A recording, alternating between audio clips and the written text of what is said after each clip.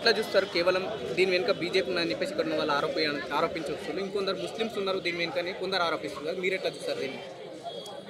ప్రస్తుతం మనం అందరము విచారంగా ఉన్నాము.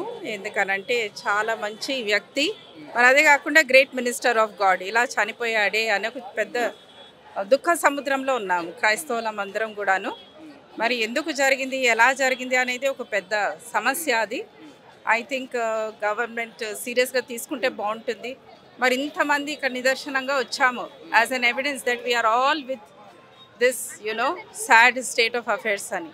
క్రైస్తవులకి మధ్యలో చాలా ఇబ్బందులు ఉన్నాయి, ఎంతోమంది చాలా హెరాస్ అవుతూ ఉన్నారు. మరి ఇవన్నీ కూడా సమస్యలని గవర్నమెంట్ చూసుకుంటే బాగుంటుంది. మరి ఏ పార్టీ ఏంటి అనేది అంతా ఒక పెద్ద సమస్యనే. చాలా మంది ఇది హత్యనని చాలా మంది అంటున్నారు. పోలీసులు మాత్రం నిర్ధారించింది యాక్సిడెంట్ అని వాళ్ళు నిర్ధారించారు. So anyway government knows how to deal with it. మనం ఊరికే ఏదో మనం డౌట్స్ చెప్పచ్చు, కానీ అంటే జరిగిన విషయం ఏంటి అనేది అందరికీ తెలుసు. ఇటువంటి ఇన్సిడెంట్ల వల్ల సమాజానికి ఏం మెసేజ్ వెళ్తుంది అనుకుంటున్నాను? సమాజంలో కొంచెం కన్ఫ్యూజన్ ఉంది. మెసేజ్ అనంటే ఒకవేళ ఇది ఒక హత్యగా జరిగింది అనంటే మాత్రము చాలా బాధాకరమైనది. కానీ క్రైస్తవులుగా మనకందరికి ఉండేది ఏంటంటే ఫర్గివ్నెస్. ఎందుకంటే ప్రభువే ఫర్గివ్నెస్ కోసం వచ్చారు అందరినీ రక్షించడానికి. పైగా ఇది లెంట్ సీజన్. సో మనం అందరం కూడా ప్రార్థనాపూర్వకంగా చూడాల్సిన మన యొక్క బాధ్యత అది. సో ఫర్గివ్నెస్ అనుకోండి. Yes, thank you. మనతో పాటు ప్రొఫెసర్ గాలి వినోద్ కుమార్ గారు కూడా ఉన్నారు. పెద్ద ఎత్తున ఇక్కడ జనాలు కూడా తరలి రావడం జరుగుతుంది. ఏంటి అసలు ఏం జరిగింది, దీని వెనుక ఎలాంటి కారణాలు ఉన్నాయన్న విషయాలు సార్ని అడిగి తెలుసుకునే ప్రయత్నిద్దాం. సార్, ఏంటి పెద్ద ఎత్తున జనాలు వస్తున్నారు, సపోర్టర్స్ కూడా పెద్ద ఎత్తున వస్తున్నారు, అసలు ఏమైంది? చాలా వరకు అటు పోలీసులు దీన్ని యాక్సిడెంట్గానే చిత్రీకరిస్తున్నారు, మీరు ఏ విధంగా చూస్తారు? అంటే ఇప్పుడు మనం పూర్తి స్థాయిలో ఒక లా ప్రొఫెసర్గా నేను పూర్తి స్థాయిలో దీనికి న్యాయ విచారణ రిపోర్ట్ పూర్తిగా వచ్చేదాకా మనం చెప్పలేం. కానీ బట్ మాకు అక్కడ రాష్ట్ర ప్రభుత్వం మీద నమ్మకం లేదు. ఎందుకంటే పూర్తిగా అక్కడ ఎన్డీఏ ప్రభుత్వం ఉంది. ఆ ఎన్డీఏ ప్రభుత్వము ఇవాళ ఏం చేస్తుందో అందరికరికే. ఒక సనాతన ధర్మసేన అధినేత ఉన్నాడు డిప్యూటీ సీఎంగా. సో కాబట్టి వాళ్ళ దగ్గర న్యాయం జరుగుతుంది ఆ పోలీసులతోనే మాకైతే నమ్మకం లేదు. ఖచ్చితంగా ఇవాళ ఒకవేళ మాకు న్యాయం జరగకపోతే సుప్రీంకోర్టును తట్టుతాం. తలుపు తట్టి అయినా సరే, సుప్రీంకోర్టు తలుపు తట్టి అయినా సరే న్యాయాన్ని పొందేదాకా ఊరుకునే సవాలే లేదండి. 100% న్యాయబద్ధంగానే పోరాడతాం, చట్టబద్ధంగానే పోరాడతాం. ఎందుకంటే మేము యేసయ్యను, బైబుల్ను, భారత రాజ్యాంగాన్ని రెండింటినీ కూడా మేము చట్టబద్ధంగానే స్వీకరిస్తున్నాం. ఎందుకంటే అవి చట్టబద్ధమైన గ్రంథాలు అవి. కాబట్టి అవి ఇల్లీగల్ గ్రంథాలు కాదు. కాబట్టి మేము లీగల్గానే ఫైట్ చేస్తాం. ఖచ్చితంగా అక్కడ జరగకపోతే న్యాయం సుప్రీంకోర్టుల వరకు కూడా వెళ్ళైనా సరే న్యాయం చేసుకునే దిశగా ఆలోచన చేస్తాం. ఆ దిశగా ఉద్యమ కార్యాచరణ చేస్తాం. అవసరం అనుకుంటే అన్ని డినామినేషన్లను ఐక్యం చేస్తాం. ఆల్ డినామినేషన్స్లో ఉన్న క్రైస్తవ సంఘాలన్నింటినీ ఒకటే ప్లాట్ఫామ్ మీద తెస్తాం. ఎందుకంటే ప్రవీణ్ పగడాల ఇలా కోట్లాది క్రైస్తవుల యొక్క ఆరాధ్యం. అట్లాంటి నాయకుడు, ఒక పాస్టరు, అట్లాంటి నాయకుడు కోల్పోవడం అంటే ఆశామహేష్ కాదు ఈ సమాజానికి. కోట్లాది మంది ప్రజల యొక్క శక్తి కోల్పోయినట్లు లెక్క. సో కాబట్టి ఈ శక్తిని ఎవరైతే తీసేశారో వాళ్ళకి శిక్ష పడాలి.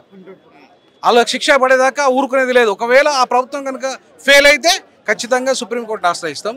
ఇందులో వెనుకబోయే సవాళ్ళు అవసరమైతే ఐక్యరాజ్య సమితిని కూడా ఆశ్రయించడానికి వెనకాడమని చెప్పేసి సందర్భంగా తెలియజేస్తాం. ఎట్లా చూస్తారు? చాలా వరకు అటు కూటమి ప్రభుత్వం హత్యగానే చిత్రీకరిస్తుంది, యాక్సిడెంట్ అని చిత్రీకరిస్తుంది, హత్య అని ఇటు చాలా మంది క్రిస్టియన్ పెద్దలు చెప్పడం జరుగుతుంది. ఏం చెప్పదలుచుకున్నారు ప్రభుత్వానికి? ఇప్పుడు ఏదన్నా హత్య జరిగి ఉంటే, ఇప్పటి వరకు యాక్సిడెంట్ జరిగి ఉంటే పోస్ట్ మార్టం రిపోర్ట్ వస్తుండే. ఇలా ఏం ఎఫ్ఐఆర్ పెట్టినో తెలియదు. పోస్ట్ మార్టం రిపోర్ట్ కూడా ఇప్పటికి కూడా బయటికి రాలే. ఇలా ఎట్లా జరిగిందో కూడా ఒక మిస్టరీగా ఉన్నది. ఇలా ఏదో మిస్టరీ లేకుండా ఇంతమంది ప్రజలు ఇక్కడికి వచ్చి ఉండడు. మామూలుగా ఎంతోమంది చనిపోతారు, ఎంతోమంది గుండెల్లో ఉంటారు. కానీ ఇలా ఏదో జరిగిందనేది లక్షల మంది క్రైస్తవుల గుండెల్లో ఆ మదిలో ఉన్నది. ఆ బాధతోనే ఇవాళ ఆయన చూస్తానికి ఇక్కడికి వచ్చిండ్రు. ముందు నుంచి ప్రవీణ్ గారు కొన్ని స్టేట్మెంట్స్ వల్ల ఇతర మతస్థులకు నచ్చకపోవడం, దాన్ని కాస్త గుచ్చుకున్నట్టు చెప్పడం వల్లనే ఇట్లాంటి సంఘటన జరిగిందని కొందరు ఆరోపిస్తారు. ఎంతవరకు నిజమంటారు? ఆయన ఉన్నట్టు చెప్పిండు. బైబిల్ని దాటిపోలే ఆయన. బైబిల్లో ఏదైతే ఉందో బైబిల్ని వ్యతిరేకించే వాళ్ళకి ఇబ్బంది ఉంటుంది తప్ప బైబిల్ ప్రేమించే వాళ్ళకి ఇబ్బంది ఉండదు. ఆయన బైబిల్లో ఉన్న వాక్యాలను ప్రజలకు తీసుకుపోయిండు. అది వేరేటోళ్ళకి ఇబ్బందికరంగా ఉంది. కాబట్టి ఈ వాక్యాల ద్వారా ఈ ఆలోచన విధానం వాళ్ళు చేసేది ఒక వాక్యం. వాళ్ళు ఎంతసేపు బైబిల్ మీద క్రైస్తవత్వం మీద బురద జల్లుతుంటే ఆయన తట్టుకోలేక ఆయన క్రైస్తవత్వంలో ఉండి అందరి క్రైస్తవుల తరపున కొట్లాడింది. కాబట్టి ఇలా ఆయన కోసం ఇక్కడ ఉన్నటువంటి క్రైస్తవులందరూ కూడా రావాలి. ప్రతి ఒక్కరు ఆయనను చూసిపోవాలి. ఇట్లాంటి ప్రవీణ్ పగడాల గారు ఇంకా ఎంతోమంది తయారు కావాలి. ప్రవీణ్ పగడాల ఆయన ఆశలను చంపేస్తే అది ఎయ్యాడుతో ముందుపోదు, అది ఇంకా పెరిగిపోతూనే ఉంటుంది.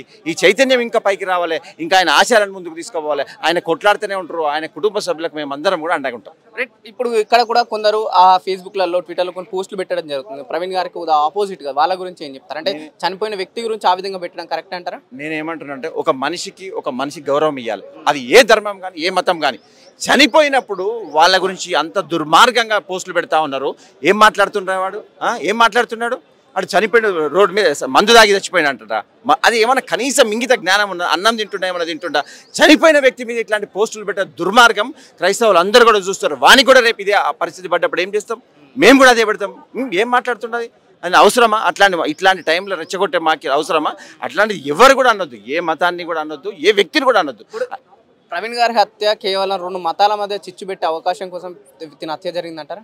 మేము ఎప్పుడు కూడా చిచ్చు పెట్టేదానికి అవసరం లేదు. మేము ఎంతవరకు మమ్మల్ని ఇబ్బంది పెట్టినా కూడా మేము ప్రేమతో ముందుకు పోతాం తప్ప మా మీద ఎంతమంది దెబ్బలు తిన్నా, ఎంతమంది మమ్మల్ని అనగదొక్కినా కూడా దేవుని నమ్ముకొని బైబిల్ నమ్ముకొని ముందుకు పోయింది తప్ప ఎప్పుడు కూడా మేము అవతల వ్యక్తులను ఇబ్బంది పెట్టి వాళ్ళు కావాలని ఇబ్బంది పెట్టి ఈ ఇష్యూలో ఏదో రాజకీయం చేయాలని కుట్ర చేస్తున్నారు తప్ప నిన్న 3 రోజులు అవుతుంది. ఇలా ఎట్లా జరిగిందో కూడా మిస్టరీగానే ఉన్నది.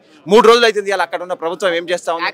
అక్కడ ఉన్నటువంటి హోంమంత్రి ఆమె దళితులే, అక్కడ నుండి డిప్యూటీ సీఎం ఆయన ఏంటంటే అన్ని మతాలు ఆయనే నాయ అంటాడు. వాళ్ళ భార్య క్రిస్టియన్ అంటాడు. పొద్దున్న లేస్తే ఆయన సనాతన ధర్మం అంటాడు.